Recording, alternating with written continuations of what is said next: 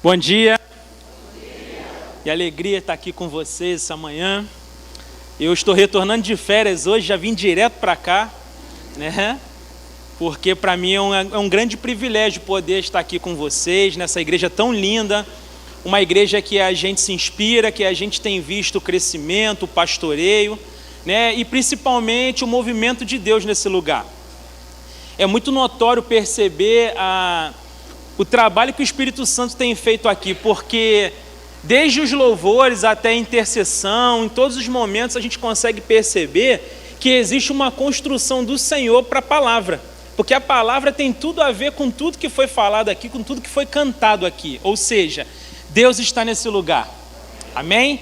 Então estou muito grato de estar aqui. O pastor Eduardo é um amigo, é um grande irmão, nós servimos muito tempo na sede juntos, né? Começamos na sede e nós fomos consagrados juntos. E quando ele me fez esse convite, eu falei, não posso, porque é a primeira vez que eu estou aqui, então eu estou muito feliz e muito grato de estar aqui com os amados irmãos. Trouxe um discípulo amado, que é o Tiago, que é o nosso líder da base lá em Duque de Caxias, tem feito um trabalho muito lindo. E eu sei que Deus está fazendo algo grandioso aqui também no MEIA. Mas eu tenho uma palavra para compartilhar com vocês. Essa palavra é uma palavra muito importante que o Senhor me entregou, mas antes de eu iniciar essa palavra, eu quero te fazer um pedido.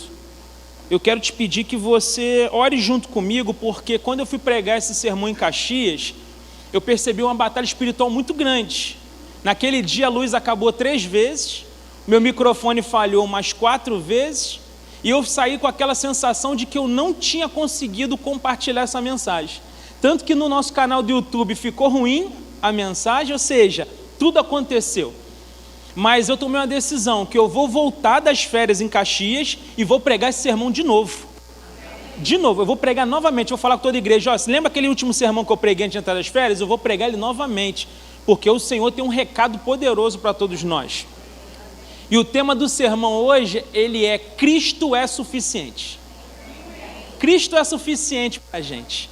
E eu quero compartilhar com vocês. Vamos orar? Pedir que o Senhor possa abrir os nossos corações, abrir o nosso entendimento, para que a gente saia daqui entendendo que Cristo é suficiente para as nossas vidas. Pai, nós estamos aqui nessa manhã. Somos gratos porque o Senhor tem nos abençoado, o Senhor tem cuidado de cada um de nós. E nós te pedimos, Pai, o teu mover sobre as nossas vidas, que nossas mentes estejam cativas ao Senhor, que os nossos corações estejam abertos para que possamos receber uma porção do alto e que nós possamos sair daqui dessa manhã totalmente diferente da forma que entramos. E que no final de tudo isso, Pai, nós possamos sair convictos de que Cristo é suficiente para nós. Obrigado por tudo, esteja conosco. É a minha oração, em nome de Jesus. Amém. Abra sua Bíblia em Filipenses, capítulo 3. Nós vamos ler um texto muito conhecido, um texto muito lindo, muito forte, que o apóstolo Paulo escreveu para a igreja de Filipos. Filipenses, capítulo 3, nós vamos ler do verso 1 ao verso 10.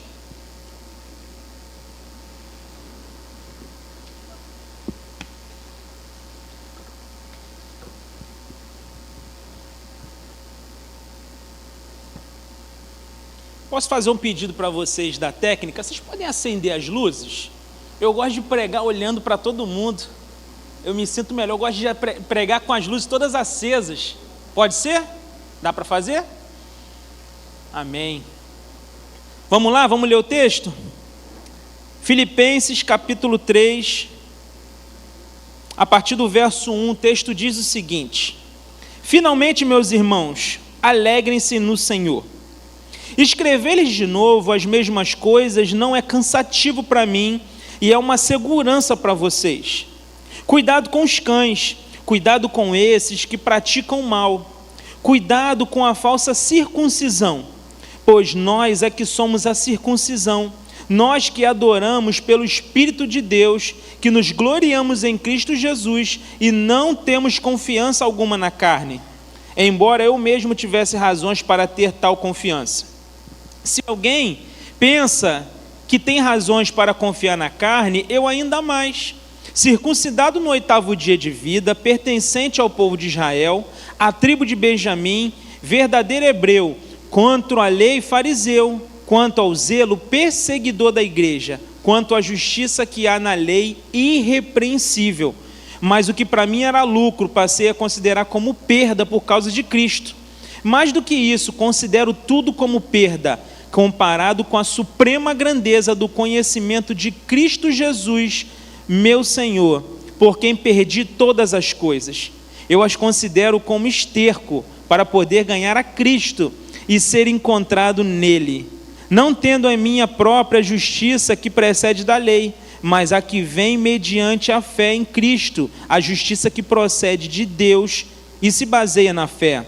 Quero conhecer a Cristo, o poder da sua ressurreição e a participação em seus sofrimentos, tornando-me como ele em sua morte, para que de alguma forma alcançar a ressurreição dentre os mortos. Amém.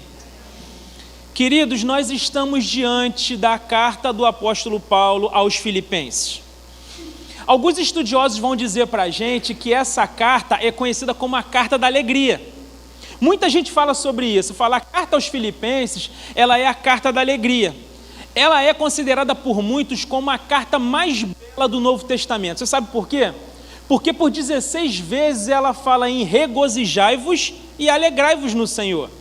Então muitas pessoas vão dizer que é a carta da alegria e que é a carta mais bela do Novo Testamento. Quando nós fazemos uma análise dessa carta mais a fundo, a gente percebe que o apóstolo Paulo escreveu essa carta por 2 grandes motivos. O primeiro grande motivo é que ele queria agradecer aos filipenses pelas bênçãos financeiras que eles deram para o ministério do apóstolo Paulo, porque eles foram financiadores do ministério do apóstolo Paulo. Então, Paulo está aqui tentando agradecê-los pelas bênçãos que foram liberadas na vida e no ministério dele. Mas existe um segundo grande motivo. E qual é esse segundo grande motivo? O apóstolo Paulo, ele está combatendo aqui os falsos ensinos que eram ensinados pelos falsos profetas. Ou seja, desde muito antes os falsos profetas estão aí ensinando, e a gente é muito claro sabendo que todo o evangelho que não é baseado em Cristo Jesus, ele é anátema, ele deve ser amaldiçoado, não tem nada a ver com a gente. Porque o evangelho verdadeiro é o evangelho que é baseado na figura de Cristo Jesus, porque ele é suficiente para a gente. E aqui, queridos, é muito importante a gente dizer que essa carta da alegria escrita para o apóstolo Paulo, ela foi escrita por ele na prisão. O Paulo estava preso em Roma, o seu ministério estava paralisado, né, o seu corpo paralisado, mas sabe o que a gente percebe? Que ele não está com a sua mente e o seu coração paralisado. Porque humanamente falando, ele estava ali vivendo um momento desafiador, sim ou não? Muito desafiador. Humanamente falando, o Paulo, ele não deveria ter um pingo de alegria, porque ele está preso, ele está sofrendo, ele está vivendo um momento desafiador, mas aqui ele nos mostra algo muito importante. Ele nos ensina algo muito importante. Por quê? Ele não tem motivo para alegrar-se, mas ele fala o tempo todo de quê? De alegria. Vocês já perceberam que hoje qualquer coisa rouba a nossa alegria? Às vezes eu estou nas férias, agora aconteceu comigo, eu estava nas férias, na praia, com as crianças, brincando, um momento muito legal. Eu tenho 2 filhas, e eu estou com a minha esposa ali, vivendo um tempo bom. Daqui a pouco eu recebo uma mensagem que acabou com as minhas férias. As minhas férias já não faziam sentido, porque a minha paz foi roubada, a minha alegria foi roubada. Depois eu fui parar para entender, eu falei assim, cara, isso é diabólico. Porque o diabo, ele tenta o tempo todo roubar a nossa alegria. Mas aqueles que estão em Cristo Jesus precisam entender algo muito importante. Por mais que as adversidades apareçam, por mais que as tempestades, elas venham para mim, para a sua vida, nós precisamos nos alegrar, porque Jesus é o nosso Senhor. Mas aqui, o apóstolo Paulo, mesmo vivendo um grande desafio, ele mostra para a gente que a alegria do verdadeiro cristão precisa ser ultra circunstancial. Sabe o que significa isso? Ela independe de circunstâncias. Jesus nunca disse que a nossa vida aqui nessa terra seria maravilhosa. Ele nunca disse, olha, vocês só vão comer camarão, todo mundo só vai torcer para o Flamengo, vocês vão viver felizes o tempo todo. Ele não disse isso, né? Ele disse, ó, no mundo vocês vão ter aflições, mas sabem de uma coisa? Vocês precisam o quê? Ter o quê? Bom ânimo, porque o mundo já foi vencido por mim. Eu já venci o mundo para vocês, ou seja, as adversidades vão vir, as tristezas vão acontecer, o luto virá, mas eu já venci tudo isso. E se a gente está nele, por mais que passemos momentos desafiadores, nós precisamos nos alegrar. Amém? Mas aqui, queridos, o Paulo, ele nos apresenta uma verdade gloriosa, e é essa verdade que eu quero compartilhar com vocês essa manhã. Cristo é suficiente para cada um de nós. Pastor, por que Cristo é suficiente? Primeiro, porque Ele é a verdadeira fonte de alegria. Cristo é suficiente para mim e para a sua vida, porque Ele é uma fonte que jorra de alegria. Onde está isso, pastor? Verso 1, na parte A. Ele escreve assim: finalmente, meus irmãos, alegrem-se no... Alegre-se em quem? Alegre-se no Senhor. Paulo está preso, humanamente falando, não tinha motivos para alegrar. Não tinha motivos para que ele pudesse estar alegre. Só que mesmo assim ele faz um convite ousado aos filipenses. Ele fala, ó, vocês precisam se alegrar no Senhor. Se alegrem no Senhor. Talvez a pessoa que ouve isso pela primeira vez, talvez um novo convertido que não conhece tanto a história de Paulo, sabe o que ele pode pensar? Ele pode pensar que o apóstolo Paulo é alguém que está tentando animar um povo, mas ele não está animado. Já viram aquelas pessoas que falam, mas não vivem? Já viram isso? Talvez a pessoa pode pensar, pastor, o apóstolo Paulo está falando para o povo se alegrar, mas ele está preso. Talvez ele está fazendo isso de uma forma forçada. Talvez ele está sendo um ator. Só que a gente, quando vê a história de Paulo, quando conhece a fundo a história do apóstolo Paulo, a gente percebe que não é uma verdade, porque o apóstolo Paulo, ele nunca demonstrou uma força que ele não tinha. Pelo contrário, ele sempre disse, quando eu estou fraco, é aí que eu sou forte. Ou seja, ele é um homem que não demonstrava uma força que ele não tinha. Pelo contrário, ele falava, olha, eu sou fraco, eu tenho dificuldades, quando eu quero fazer as coisas certas, eu não consigo fazer, mas as erradas que eu não quero fazer, eu acabo fazendo. O apóstolo Paulo, ele nos ensina muitas coisas. E aqui, queridos, a gente vê em 2 Coríntios 12:10, olha o que ele diz em 2 Coríntios 12:10, ele fala assim, por isso, por Cristo, alegro-me nas fraquezas, nos insultos, nas privações, nas perseguições, nas angústias, pois quando sou fraco, então é que sou forte. É interessante que a gente percebe que o apóstolo Paulo não fazia uma figuração, porque ele foi ao terceiro céu. Ele foi ao terceiro céu e ele viu coisas que ao homem não era lícito contar, ele viu coisas que são indizíveis. Mas o que ele fala depois? Olha, para eu não me vangloriar, para eu não me ensoberbecer, foi-me posto o quê? Um espinho na carne, um mensageiro de Satanás veio para me esbofetear. 3 vezes roguei a Deus que me livrasse disso, mas o que Deus falou para ele? A minha graça é suficiente para você. Olha isso, gente. Ou seja, ele demonstra para a gente que mesmo preso, mesmo na prisão, ele é alegre porque ele tem Cristo e Cristo é suficiente para ele. Que ensinamento nós temos essa manhã? Porque, como eu disse no início, nós perdemos a nossa alegria por coisas ínfimas. Às vezes uma palavra mal colocada de alguém deixa a gente triste. Às vezes o movimento de um filho deixa a gente triste. Às vezes uma situação no trabalho deixa a gente triste, mas Jesus te trouxe aqui essa manhã dizendo para você que pode acontecer o que for na sua vida, alegre-se porque Cristo é suficiente para você. Eu tenho aprendido a duras penas com a minha família sobre uma palavra que tem norteado a gente, a palavra é contentamento. Contentamento. Eu não sei se vocês sabem, mas hoje a figura do pastor, principalmente no Brasil, ela é muito deturpada. Porque muita gente acha que ser pastor é você ter glamour, é você estar sempre com as luzes em volta de você. Tem pastores no Brasil hoje que eles parecem artistas. Eles acabam de pregar, eles entram num jato, vão para um outro estado, vão para um outro país e são tratados como verdadeiros reis. Mas sabe o que acontece? A grande realidade é que para muitos isso não existe. Para os pastores de verdade, aqueles que pastoreiam o rebanho do Senhor, isso não existe. E aí o pastor sofre como você nem imagina. Você nem imagina como um pastor sofre. E nós que estamos pastoreando uma igreja, eu sei que aqui no Mé não acontece isso, mas em Caxias é um desafio muito grande. Nós estamos chegando a 1000 membros agora. Então são 1000 problemas que a gente tem para resolver. E aí, queridos, muitas vezes a gente espera a postura de alguém diferente do que a postura que a pessoa tem. E aí sabe o que acontece? Isso entristece muito a gente. Nós somos caluniados. Muitas vezes nós não somos... Não vou te dizer a palavra honra, porque a gente não precisa de honra. A nossa honra é do Senhor. O Senhor que vai honrar tudo que nós fazemos. A gente espera isso do Senhor. Mas às vezes você espera uma postura diferente de alguém que você investiu, que você amou, que você dedicou tempo e você não tem esse retorno. Então, por muitas vezes o pastor, ele sofre de verdade. Mas um dia desse eu estava falando com o Senhor, eu falei, Senhor, está muito pesado para mim. Está muito pesado para a minha família, tudo que a gente está vivendo. E aí eu fui falando com o Senhor, conversando com o Senhor, e o Senhor me entregou essa palavra, contentamento. Sabe o que significa essa palavra? Contentamento significa um estado de satisfação, alegria e bem-estar com a própria vida e situação atual.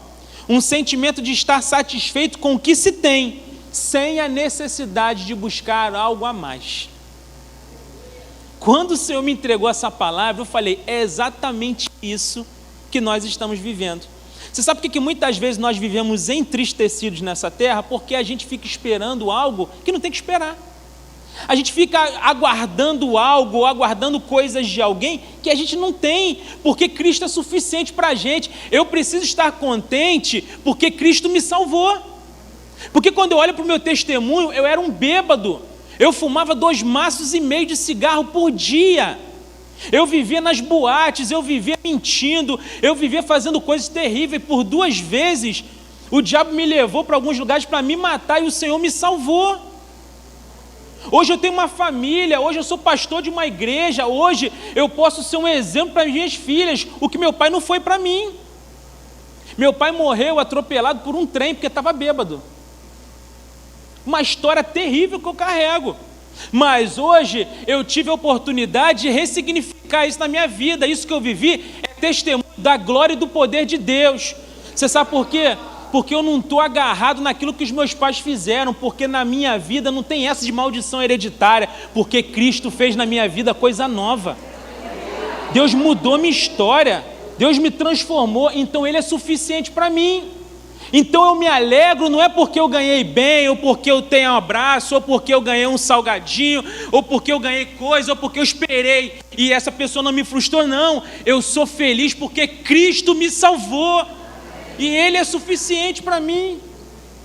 Por isso que Ele precisa ser a nossa fonte de alegria. Ele jorra alegria para todos nós. Sabe qual é o problema de muita gente? É que tem muita gente que tem buscado alegria em fontes erradas. Querem um exemplo? Tem gente que fala assim para mim, pastor, minha vida está muito difícil, eu estou muito chateado, muito triste, eu estou precisando de um relacionamento. Aí a menina vai... Fala isso, né? O diabo, opa! Porque o diabo, ele não tem poder de sondar os nossos corações. Ele se move por aquilo que a gente faz ou fala. Sim ou não? Aí a pessoa fala isso, eu preciso de um relacionamento. Está buscando alegria em uma fonte, o quê? Chamada relacionamento. Aí aparece o quê? Um príncipe de cavalo branco. Aparece o príncipe de cavalo branco. Passa 2 meses, o príncipe vira o cavalo. Aí a pessoa vem frustrada, pastor, eu estou muito frustrada porque aquele relacionamento não deu certo. Sabe por que não deu certo? Sabe por que você está frustrada? Porque você foi buscar a alegria numa fonte errada. Essa é a verdade. Está parecendo o povo da Índia que fica buscando purificação no rio Ganges, o rio mais podre do mundo. E aí, queridos, está acontecendo isso. Tem gente que acha que vai encontrar alegria casando muito rápido. Tem gente que, pastor, eu namorei, noivei e casei com 6 meses. Tem gente que dá certo. Glórias a Deus quando dá certo. Mas a grande maioria termina antes no gabinete. Por quê? Porque você não tem tempo de conhecer a peça. Porque no início, tudo são flores, queridos. E aí a pessoa faz tudo muito rápido, quebra as etapas. Por quê? Porque ela está achando que a fonte de alegria dela vai ser no sexo que ela vai encontrar, vai ser no namoro. Aí casa, sabe o que acontece? Descobre que quase que namora depois de casado. Eu sei que não acontece no Mé, mas em Caxias acontece. Pastor, você veio falar mal de Caxias aqui? Não estou falando da minha realidade, cada um fala da sua. Vocês estão entendendo o que eu estou dizendo? A pessoa fica buscando alegria em fontes erradas, e aí nós vivemos o quê? Frustrados. Não tem essa alegria que o apóstolo Paulo fala que a gente precisa ter. Nós precisamos entender que a nossa fonte de alegria é Jesus Cristo. Salomão, o homem mais sábio que já pisou nessa terra. Sabe o que ele disse?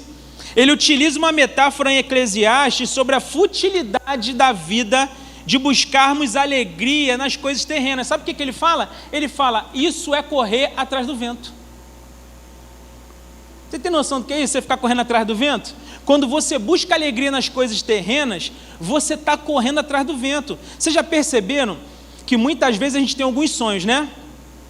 Tipo, eu tinha um sonho de ter o meu primeiro carro. Aí eu comprei meu primeiro carro.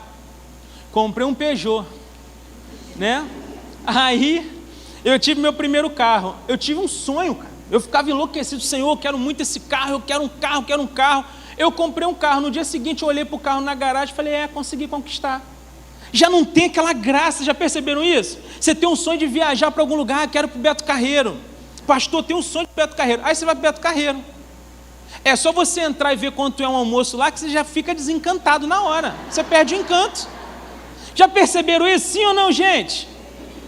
Aí você fala, rapaz, eu não volto mais nesse lugar. Mas não era o teu sonho? Por quê? Porque a gente vive buscando alegria em fontes erradas, onde a gente precisa entender que a fonte que jorra alegria se chama Cristo Jesus. Cristo Jesus. É interessante que lá em Caxias eu sou o pastor casamenteiro. Eu faço casamento, mas muito casamento, gente. Já teve dia de eu fazer quase 2 casamentos num dia, e no outro dia de manhã eu fazer mais um no café da manhã. Sim, é uma loucura. O pessoal está casando lá, glória a Deus, né? Glória a Deus. O pessoal está casando. E é interessante que quando você vai ver os casamentos aí, as pessoas falam, que vocês possam conquistar a casa própria, que vocês façam uma viagem de lua de mel maravilhosa. Vocês já perceberam que as pessoas ficam sempre falando de coisas terrenas para o casal? Sempre falando, é importante, gente. É importante você casar, você conseguir conquistar a casa própria, você comprar carro, você juntar dinheiro. Tudo isso é importante. Agora, é o mais importante? Eu conheço casais que têm tudo isso e às vezes fica 6 meses e separa. Eu conheço gente, eu pastoreio pessoas que vão para Dubai, depois voltam de Dubai falando querendo se separar. Foram para Maldivas, lá, meu Deus, como eu já vivi isso, lá na sede principalmente. O pessoal voltava de Maldivas, tinha que voltar mais apaixonado depois daquele lugar, mas voltava querendo um matar o outro. Porque a alegria não está nisso. A alegria do casamento se chama Cristo. E aí eu vou fazer os casamentos. Aí, outro dia desse, o supervisor falou para mim, pastor, eu acho engraçado como que você prega, faz os sermões de casamento. Porque assim, cara, você só fala de Jesus. Eu falo, mas tem outro assunto? Mas tem outro assunto mais importante do que esse? Porque eu sou muito claro para os noivos, olha, vocês podem ter carro, vocês podem ter casa, vocês podem fazer as melhores viagens, vocês podem comer camarão, vocês podem comer as melhores comidas, vocês podem usar as melhores roupas. Se vocês não tiverem Cristo no casamento de vocês, vocês são miseráveis. Vocês não serão felizes plenamente sem Cristo, ou seja, buscar em primeiro lugar o reino de Deus e a sua justiça, e todas essas coisas serão acrescentadas. Isso é uma verdade muito grande. Mas hoje, com essa teologia da prosperidade, a gente só fica falando de coisas, as pessoas só querem saber de coisas terrenas. Ei, queridos, esse tempo na terra vai passar. Jesus separou um lugar precioso para a gente, e a melhor fase da nossa vida não é aqui, é na eternidade vivendo com Ele. A gente está muito preso a essas coisas. E eu não estou aqui, eu estou falando de mim também, porque eu brigo comigo por isso. É uma briga intensa que a gente precisa ter. Pastor, por que as pessoas não compreendem isso hoje? Porque tem muita gente que não nasceu de novo. Só entende isso, essa verdade gloriosa do apóstolo Paulo, quem de fato nasceu de novo. Porque quem não nasceu de novo está preso nessa terra, não está preso no céu, está preso aqui. E aí não tem como você fazer com que uma pessoa entenda isso sem ela ter nascido de novo. Porque quem nasceu de novo entende que é um miserável, que foi salvo pela graça de Cristo, e que tudo que vivemos aqui é passageiro, não é eterno. Eu lembro, sobre essa questão da alegria em Cristo, nós temos um projeto social agora lá dentro do Jardim Gramacho. Quem aqui conhece o Jardim Gramacho? O mundo inteiro conhece o Jardim Gramacho, né? Você vai lá na Torre Eiffel, você pergunta, conhece o Jardim Gramacho? Em francês, o pessoal fala, conheço. Por que o pessoal conhece o Jardim Gramacho? Por causa de quê? Por causa do lixão. Por causa do lixão. O Jardim Gramacho é conhecido no mundo inteiro por conta do lixão. Aí eu fui me mudar para Caxias ano passado. Todo mundo falava para mim, pastor, existem uns 3, 4 bairros aqui em Caxias que ainda dá para morar. Que assim, o tráfico não tomou conta ainda, né? Não tem bagunça, aquela coisa toda. Então são os 3 bairros melhores ali. Procura casa nesses bairros para você morar mais ou menos. Falei, tá bom. Onde o Senhor me levou? Para morar? Fui morar dentro do Jardim Gramacho. Deus me entregou uma casa lá que eu nem procurei, uma casa muito boa. Minha casa chega de destoar da realidade daquele lugar, porque Deus me entregou uma casa muito boa. Uma casa com 3 quartos que eu queria por causa das minhas meninas, porque eu tinha combinado com elas, uma combinação que cada uma teria o seu quarto, como era na nossa casa. Deus me levou para o Jardim Gramacho, e aí eu entendi que existia um movimento de Deus. Por quê? Quando eu fui morar lá, mais 4 casais da nossa igreja foram morar lá, sem eu falar nada com eles. Eles conseguiram achar uma casa lá, um apartamento lá, e foram morar lá no Jardim Gramacho. Então eu comecei a perceber que existia um movimento de Deus nisso. E aí eu falei, eu preciso assumir um projeto social aqui. Um projeto social que a gente conhecia, que ele estava mais ou menos. Eu falei, vamos dar um upgrade nesse projeto. E nós fomos lá e conhecemos esse projeto. E começamos a cuidar desse projeto. Há umas semanas atrás, nós ganhamos de uma empresa 150 cestas básicas. E nós fomos levar essas cestas básicas para lá. Aí eu marquei com a menina que é líder do projeto. Falei assim, olha, nós vamos chegar às 9h30 da manhã aí. Porque nós vamos reunir na igreja às 8h30, nós vamos orar, pedindo a Deus para que Ele nos leve, né? Porque é um lugar muito desafiador, né? Lá perto do lixão. Não é um lugar fácil de você estar e de você chegar. E a realidade é muito forte de se ver. As pessoas falam em África, África, África. Se você for no Jardim Gramacho, África é fichinha. A África é oásis. Você não tem noção do que é. E aí nós chegamos, 9h30, a gente está saindo da igreja, avisamos a menina. Ela falou, pastor, o pessoal está aqui na porta, já tem uma multidão, desde as 6 da manhã, esperando a cesta básica. Porque o povo passa fome. O povo come lixo. E aí, quando nós chegamos lá 9h30, nós começamos a entregar as cestas básicas, roupas, tudo que a gente tinha levado. Aí, no momento lá, uma pessoa chegou para mim e falou assim, pastor, essa senhora que vai entrar aí agora, ela tem 92 anos. Eu falei, meu Deus, uma senhorinha durinha, bonitinha. Eu falei, 92 anos, cadê desse jeito? Aí eu fui conversar com ela. Eu falei, tudo bem? Ela, tudo bem, me deu um abraço gostoso. Eu falei, a senhora tem 92 anos? Ela tem, pastor, estou desde as 6 aqui esperando, minha pressão está altíssima, eu estou ficando meio às 11 e tal, eu não estou muito bem. Eu falei, mas tem alguém para pegar a cesta da senhora? Não, eu mesmo vou levar. Eu falei, não, ela queria pegar a cesta dela e levar. E aí eu falei, não, a gente vai arrumar alguém para levar essa cesta para a senhora. Aí eu falei assim, deixa eu fazer uma coisa antes, eu posso orar pela senhora? Ela falou assim, pode. Eu falei, qual é o seu pedido de oração? Gente, essa senhora olhou para mim e falou assim, pastor, eu não tenho um pedido de oração, não tenho um pedido específico. Eu falei, não? Ela falou, não. Eu falei, por quê? Ela, pastor, porque eu sou uma serva de Deus e Cristo é suficiente para mim.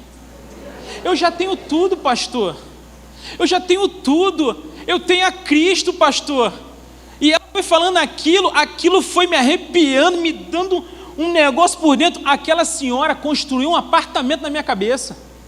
Você sabe por quê? Porque ela tinha 92 anos de idade, ela não tinha o que comer. Não tinha o que comer.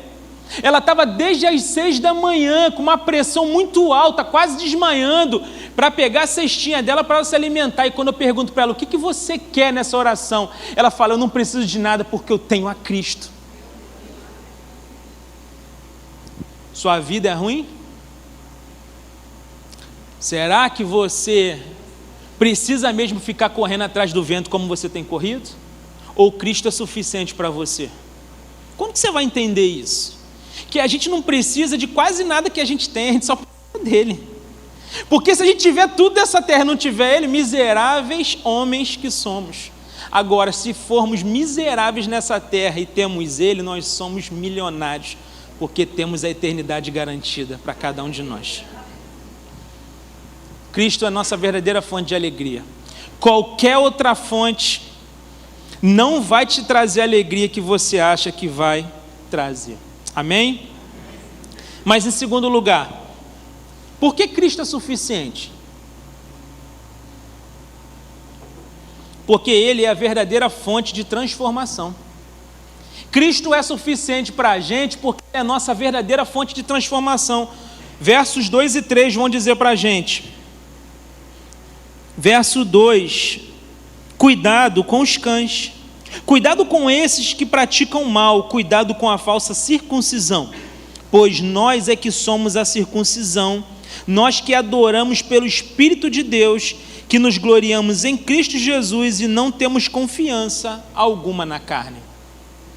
O apóstolo Paulo aqui, ele está dando um alerta aos filipenses sobre os ritos religiosos que eles colocavam acima de Cristo.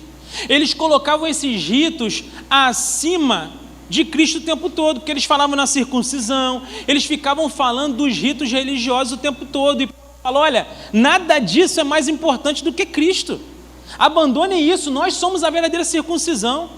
O apóstolo Paulo está combatendo aqui algo que a gente precisa combater diariamente.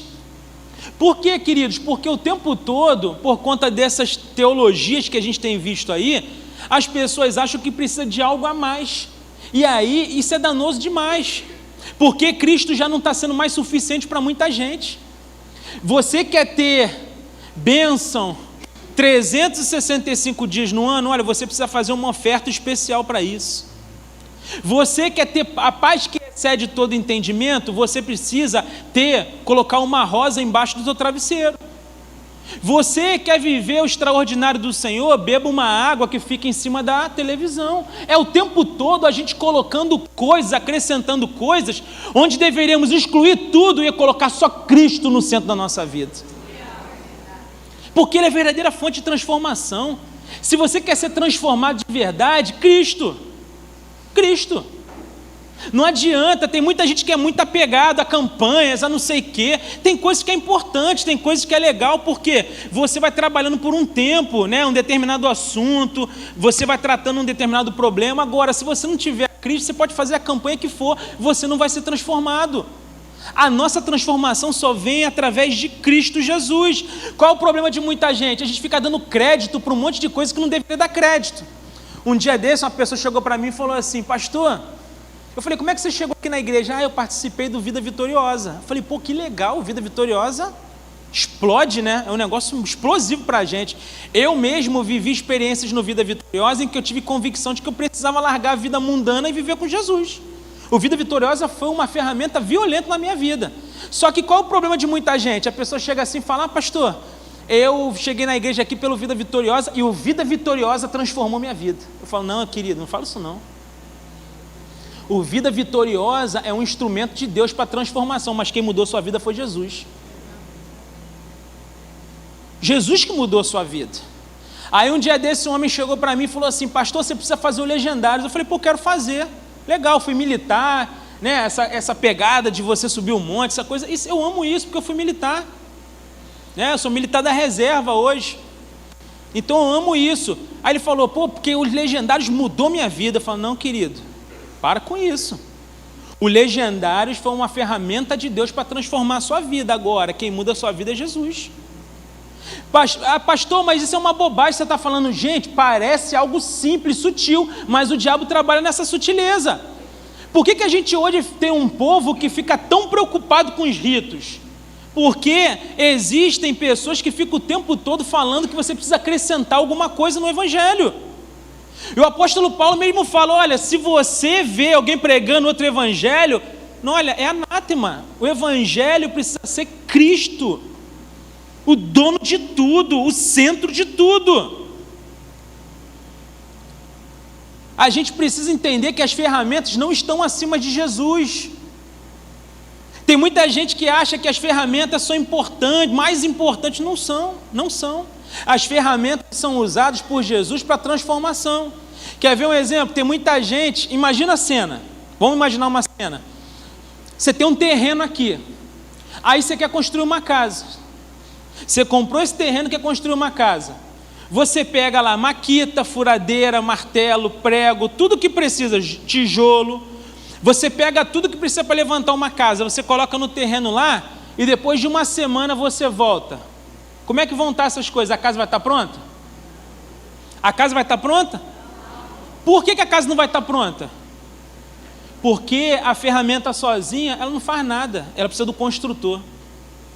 E o construtor na nossa vida é Cristo. Sem Ele, você pode usar as ferramentas à vontade, você está perdendo tempo. Você está perdendo tempo. Um dia desse eu estava pregando, eu falei para o povo lá, eu falei, olha, não adianta nada eu vim pregar aqui, a gente ligar um monte de ar-condicionado, acender luzes, a gente investe, faz um monte de coisa, pinta a parede, compra bateria, faz tudo isso. Se Cristo não é o centro do culto, a gente está gastando luz, a gente está gastando dinheiro.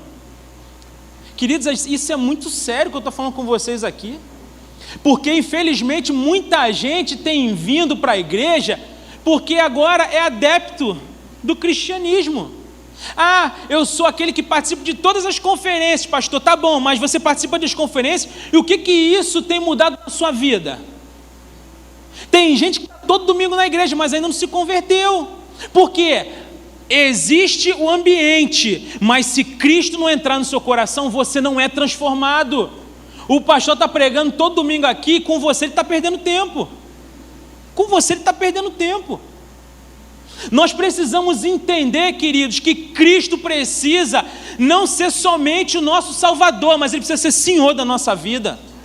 Tem muita gente que vê Cristo como uma solução. Por quê? Porque quer escapar do inferno. Eu quero escapar do inferno, então eu vou para a igreja. Não é isso. Você pode estar dentro da igreja todos os domingos e estar indo para o inferno. Mas Deus me trouxe aqui essa manhã para te alertar, dizendo, se você não tem Cristo na sua vida, se Ele não é suficiente para você, nada vai mudar a sua história, porque só Ele pode transformar você. Só Ele pode nos transformar. Qual o nosso problema como igreja? O nosso problema como igreja é que as pessoas entram na igreja, eu estou falando de igreja de Caxias, tá? Não estou falando da do Mer, não. Mas qual é o nosso problema? A gente apresenta o que? Aqui nós temos inclusão. Olha, aqui nós temos o Vida Vitoriosa. Aqui nós temos um louvor que é maravilhoso.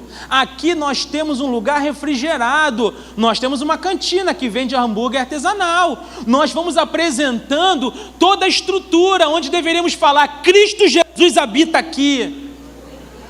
Cristo é o centro do nosso culto. Sem Cristo a gente nem culto faz, a gente nem se move, porque a gente só se move por conta dele, porque tudo que fazemos é para a glória dele, é para a honra dele, porque ele merece toda a honra, glória e louvor.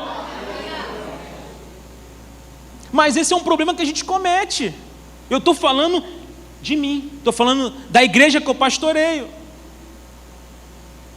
A gente coloca muitas coisas no lugar de Cristo, onde Ele é a verdadeira fonte de transformação. Uma vez chegaram para mim e falaram assim, pastor, você viu a entrevista do Zeca Pagodinho, pastor? Eu falei, que entrevista? Vê a entrevista do Zeca Pagodinho. Zeca Pagodinho falou na televisão que ele, entre o céu e o inferno, ele preferia ir para o inferno. Porque o céu é sem graça. Ele fala, pô, imagina o céu com os anjos tocando, né, uns negócios lá. Eu prefiro ir para o inferno, vai ter um pagodinho, cerveja gelada, churrasco. E aí as pessoas se escandalizaram com isso. Falaram, você viu o que o Zeca falou? Eu falei, olha, isso não me escandaliza, sabe por quê? O Zeca Pagodinho não tem contato com o evangelho. Ele é mundano e ponto final. O que me choca é que tem muita gente que tem contato com o evangelho e tem o mesmo pensamento do Zeca Pagodinho, porque o mundo é mais interessante do que as coisas de Cristo. Para muita gente, não faz diferença viver no céu ou no inferno, basta viver bem nessa terra, que a gente sabe que já é o próprio inferno. Vocês estão entendendo onde eu estou querendo chegar? A gente precisa entender isso hoje. Cristo precisa ser suficiente. Cristo, Ele quer transformar a minha e a sua vida.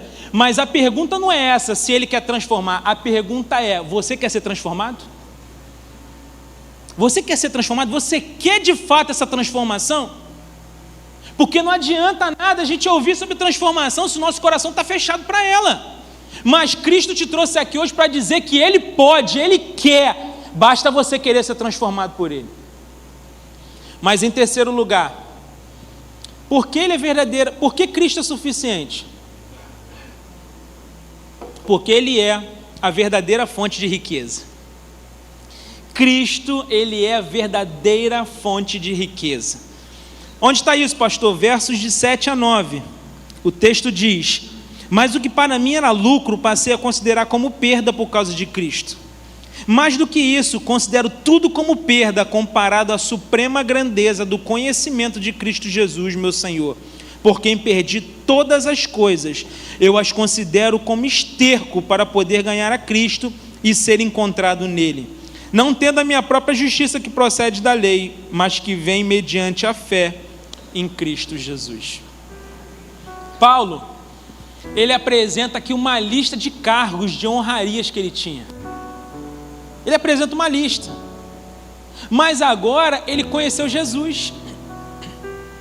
O caminho de Damasco foi o ponto final de tudo na vida dele e o início de uma trajetória brilhante. E depois que ele teve um encontro com Jesus no caminho de Damasco, sabe o que aconteceu? Ele começou a decretar que tudo aquilo que ele viveu antes era perda. Não valia de nada. Ele considerava como esterco. Todos os títulos que eu tenho, olha, nada disso importa. Todas as honras que eu já recebi até aqui, nada disso tem valor. O que importa é que agora eu tenho Cristo. O que é mais valioso para mim é porque agora eu encontrei o meu verdadeiro tesouro. Agora eu sou bilionário. Ninguém tem mais bens do que eu nessa terra, porque eu tenho Cristo.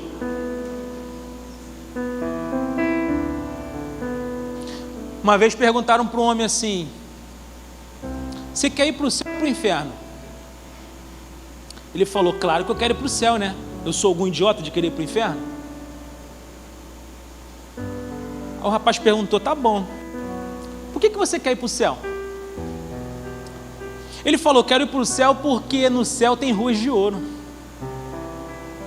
No céu as paredes são de pedras preciosas. Em Apocalipse vai dizer que no céu tem um mar de cristal. Os 24 anciãos, eles jogam suas coroas. Ou seja, no céu tem muita riqueza. Aí esse homem falou assim: poxa, que triste. Você quer ir para o céu, mas infelizmente eu tenho algo para te dizer. Você não pode ir para o céu. Ele falou: como não? Como que eu não posso ir para o céu, se eu até sei o que tem no céu? Ele falou: você não pode ir para o céu, sabe por quê? Porque a verdadeira riqueza do céu não está nas ruas de ouro, não está no mar de cristal, não estão nas coroas dos anciãos, não estão nas pedras preciosas. A verdadeira riqueza do céu se chama Cristo. Ele é a maior riqueza que nós possamos ter, que nós podemos ter. Talvez você tenha muitos bens hoje nessa terra. É importante, é legal. Deixar coisa para os filhos, abençoar a família. Lute por isso. Mas se você não tiver Cristo, deixa eu te falar, você não tem nada. E a gente percebe isso a cada dia, porque uma chuva acaba com tudo. Um dia nosso, a gente não sabe. Ontem eu fiz o velório de um senhor de 71 anos. Estava bem, saudável. Aí, ó, do nada morreu. A gente não sabe os planos de Deus, a gente não sabe. Eu fiquei assim, assustado com essa experiência que eu tive ontem com esse senhor. Porque eu nunca fiz um velório naquele lugar que eu fiz com tanta gente. Mais de 70 pessoas lá no velório dele. E eu perguntei para a filha assim, vem cá, como é que era a vida dele? Ah, pastor, muito simples. Não tinha muita coisa, não deixou nada para a gente. Mas e Jesus? Não. Jesus. Fiz apelo para ele um dia, pastor, ele aceitou Jesus como Senhor e Salvador de sua vida. Falei, nossa, morreu milionário. E é uma coisa tão empolgante. Eu fiquei tão empolgado, porque 70 pessoas ontem no velório. Aí sabe o que a filha dele falou para mim? Pastor, meus parentes aqui tem uns 6 ou 7, porque o pessoal mora no Piauí, mora em outros estados. Eu falei, mas esse povo todo? Eles fecharam um ônibus lá da rua, da comunidade onde ele morava, e eles vieram de ônibus. Eu falei, então toda essa galera aqui é da comunidade onde ele morava? Todo mundo amava ele, pastor. Eu falei, que legal. Aí fui pregar no velório dele. Preguei diferente, porque eu tenho alguns sermões de velório que eu já estou acostumado a pregar em velório. Passo muitos velórios. Mas Deus me deu uma outra palavra, um outro direcionamento. Eu não entendi porquê. Fui e preguei. Daqui a pouco o Espírito Santo falou para mim, faz o apelo. Porque tem muitos aqui que não me conhecem ainda. Gente, eu fiz o apelo. De 70 pessoas que tinha no velório, mais de 50 decidiram por Jesus. Eu fiquei pensando como que Deus é poderoso e como os nossos movimentos de fé mudam a vida das pessoas. Sabe por quê? Esse homem ganhou na sua morte vidas que ele nunca vai imaginar, ele só vai ver no céu. Ele estava morto lá, duro, parado, mas aí uma multidão de gente que foi lá para chorar a morte dele, disseram, olha, eu aceito Jesus como meu Senhor e Salvador. E aí a menina falou comigo, pastor, esse povo aqui é um povo muito humilde, muito pobre. Eu falei, eles eram, porque agora eles têm tudo. Se de fato eles amam Jesus, se eles abriram o coração para Jesus, e se Jesus é o Senhor da vida deles a partir de hoje, eles têm tudo. Nós precisamos sair daqui entendendo que Jesus de fato é tudo que precisa. Jesus é tudo. Jesus, ele é a beleza de Deus. Samuel Rutherford disse que o céu e Cristo são a mesma coisa. Estar no céu é estar com Cristo, e estar com Cristo é estar no céu. E certa vez, para concluir aqui, Samuel Rutherford, ele estava preso, exilado, ele fez uma oração constrangedora, e essa oração precisa ser a nossa oração. Sabe o que ele orou? Ele falou assim, ó meu Senhor Jesus Cristo, se eu pudesse estar no céu sem ti, o céu seria um inferno para mim. Mas se eu estiver no inferno e tiver a ti, o inferno será como um céu para mim, pois tu és todo o céu que eu quero.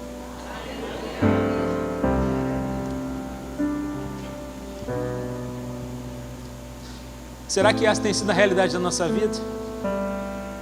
Ou será que a gente é levado nas emoções por conta das coisas terrenas?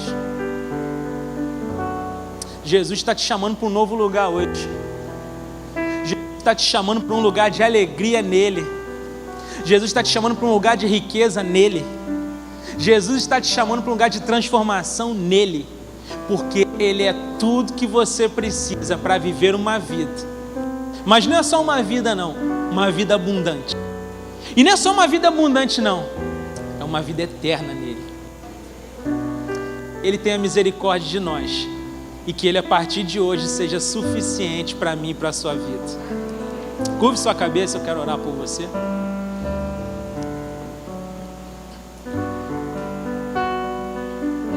Eu tenho uma pergunta para fazer essa manhã. Se Cristo é suficiente para a sua vida a partir de hoje, se você tomar essa decisão de entregar a vida a Jesus de verdade, não ter Jesus só como seu Salvador, mas como seu Senhor, de fato entregar o controle da sua vida nas mãos dele, se arrependendo dos seus pecados e decidindo viver uma nova história com ele a partir de hoje, eu quero que você repita uma oração comigo no seu coração.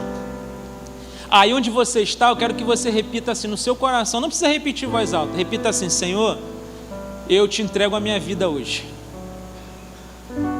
Eu preciso que o Senhor mude a minha história. Eu tomo a decisão mais importante da minha vida, que é ter o Senhor, não somente como meu Salvador, mas como o Senhor da minha vida de verdade. Eu me arrependo dos meus pecados e eu decido hoje viver uma nova história com o Senhor. Eu preciso que o Senhor faça com que os meus pecados sejam jogados no mar do esquecimento, para que hoje eu tenha uma nova vida contigo. Escreve hoje o meu nome no livro da vida e muda por completo a minha história. Eu oro em nome de Jesus. Amém.